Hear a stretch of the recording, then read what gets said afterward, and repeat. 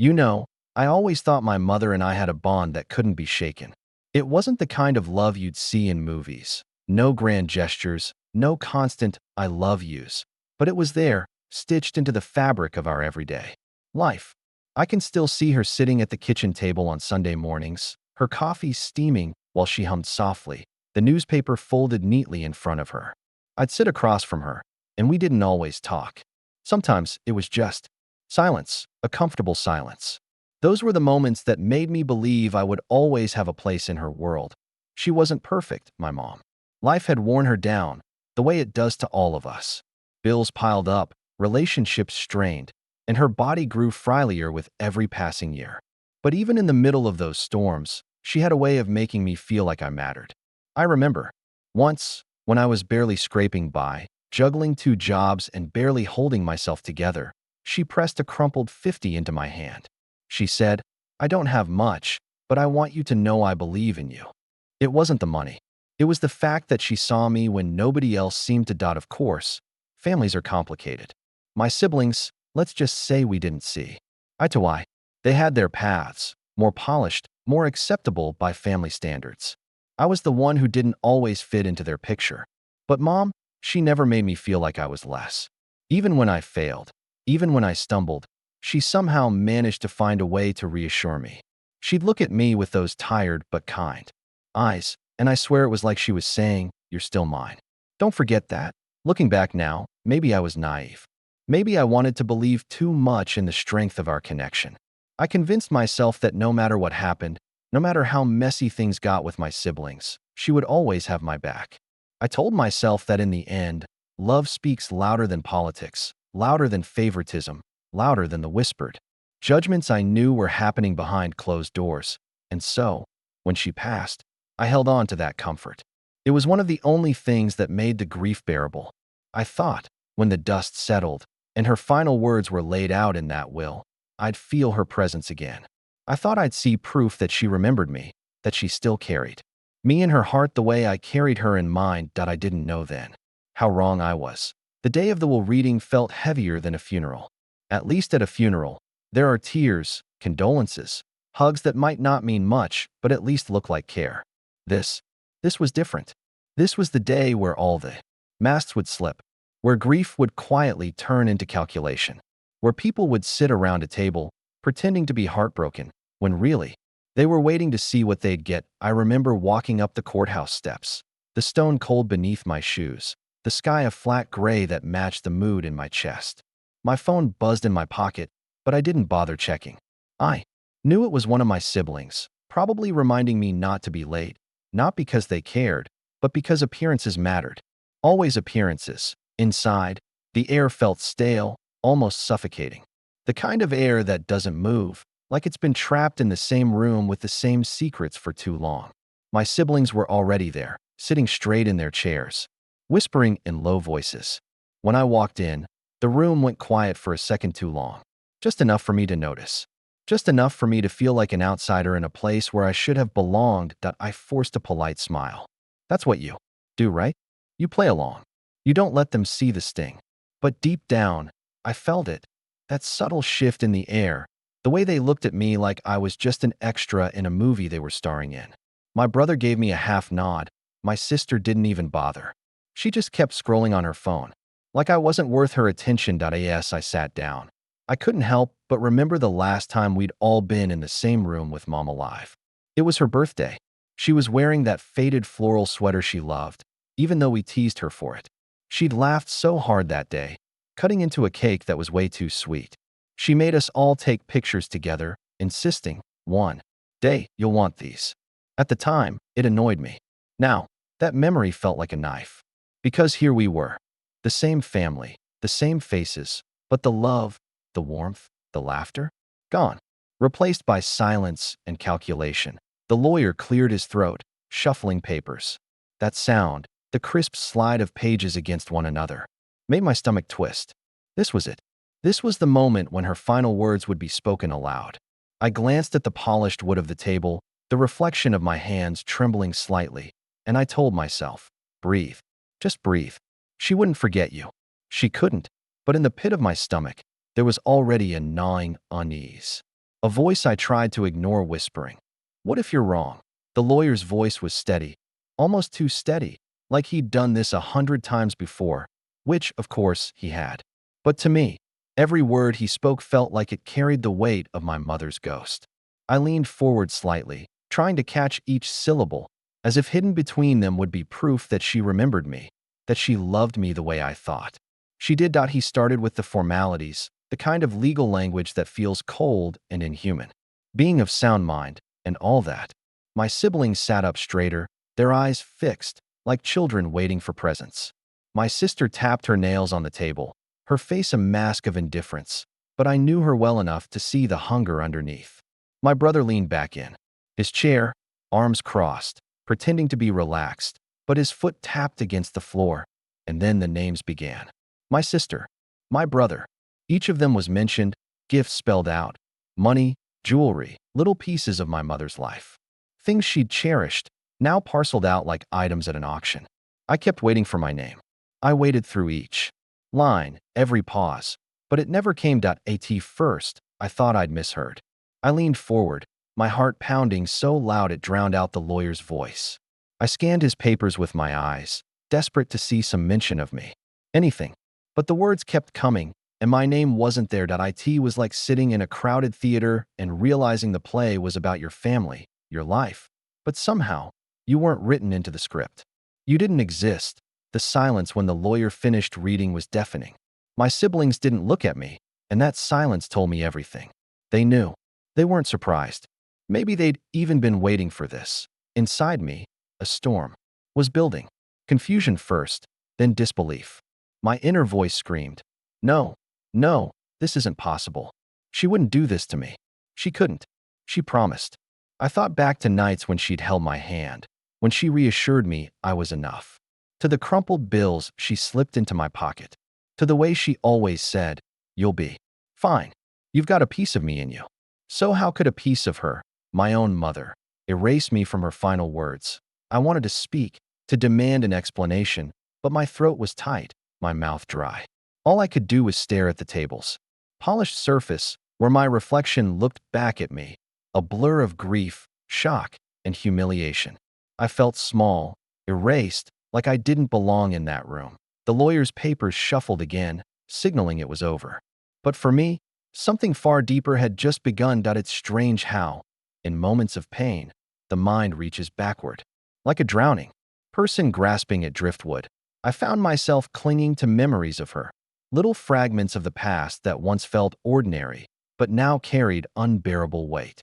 I could see her kitchen again, warm with the smell of fried onions and spices. I was maybe 12, sitting at the counter, sulking about some fight I'd had at school. She slid a plate in front of me without a word, her way of saying, "You're safe here." I didn't understand then how much those moments mattered, how much love could hide in silence, in a simple meal, another flash. I'm 17, pacing in my room after failing an exam. I was furious at myself, convinced I'd ruined my future. Mom knocked once, then let herself in. She sat beside me, smoothed the back of my hair, and whispered, "You're more than your mistakes." Those words became a lifeline, something I carried with me even when the rest of the world wrote me off. And then the last one, clearer than all the others. Just months before she passed, we were on the porch together, the evening sun setting, in gold and red. She had her cardigan wrapped tight around her, and I remember how frail her hands looked resting on the armrest. She looked at me, really looked, with that mix of pride and sadness in her eyes. "Don't worry about the future," she said. "I've taken care of you." I didn't press for details, because I trusted her. I believed her. Those words had been my anchor through the grief. Sitting there at that polished table, erased from her will, those memories twisted in my chest like a cruel joke. Did she mean any of it? Were all those reassurances just empty comfort? Or had someone else gotten in the way? The thought clawed at me. Maybe it wasn't her choice. Maybe the people who smiled across from me, my own blood, had a hand in this. The lawyer's voice faded. The walls of that office seemed to close in, and all I had were those flashbacks. Each one a reminder that once I mattered, that once she saw me. And now, I was nothing more than an absence in ink, a silence in her final words that I swallowed hard, forcing myself not to cry. Because crying in front of them?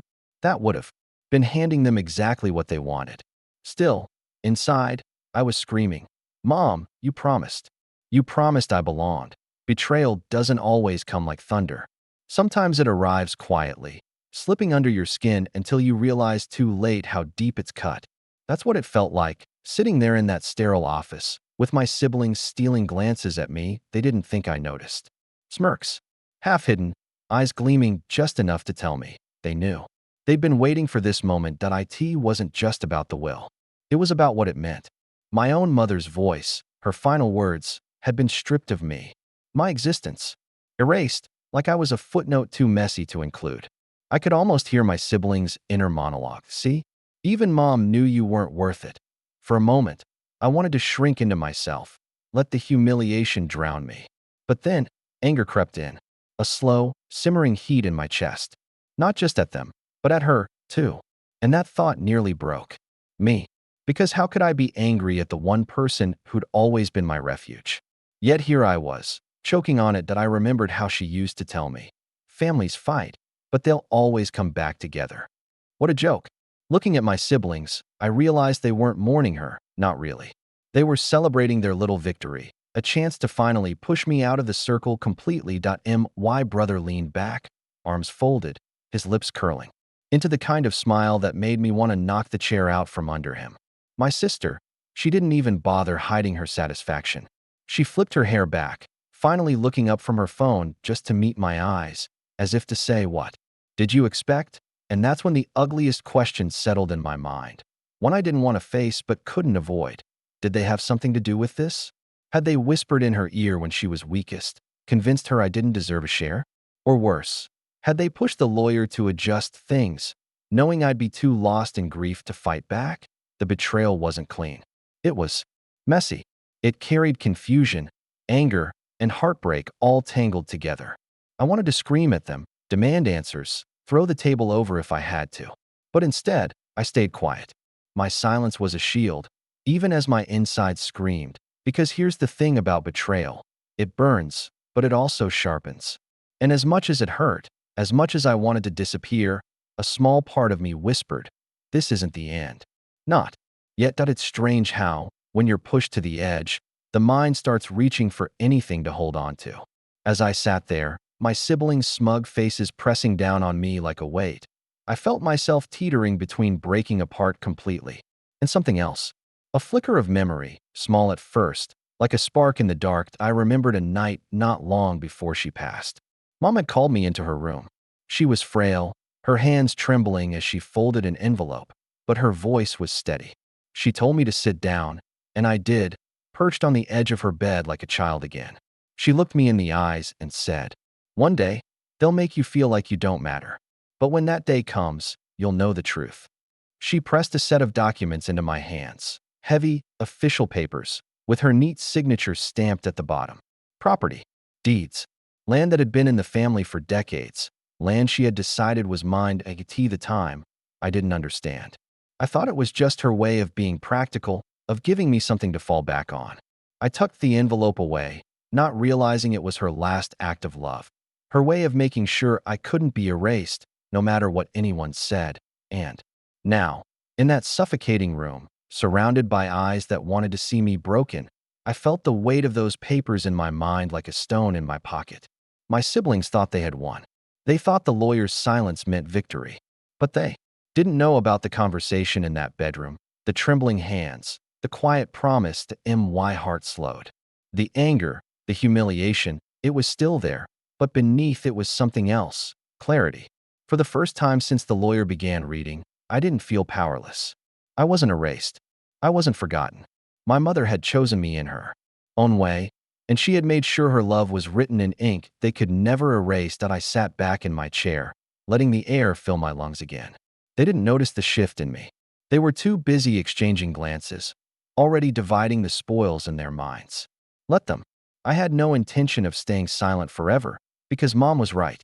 They were trying to make me feel like I didn't matter. But the truth? The truth was sitting in my desk drawer at home, sealed and waiting. And when I brought it out, everything would change. The room had already begun to scatter. The lawyer was gathering his papers, My siblings stood with an ease that came only from believing they'd won. My brother even clapped his hand against my shoulder as he passed, a mock gesture like he was consoling me. Tough break, he muttered, not even bothering to hide the smugness in his tone. My sister lingered by the door, smirking into her phone, probably already texting someone about her inheritance. And that was the moment I decided I wasn't walking out of there silent. I reached into my bag, fingers brushing the worn edges of the envelope I'd carried with me for weeks. I don't know why I brought it that day. Maybe part of me knew. Maybe part of me had been waiting for this exact betrayal. My hands trembled, but not with fear anymore. With certainty. Before we all leave, I said, my voice cutting through. The air sharper than I expected. There's something you should see. The room froze. My brother turned, confused. My sister rolled her eyes like I was about to waste her time.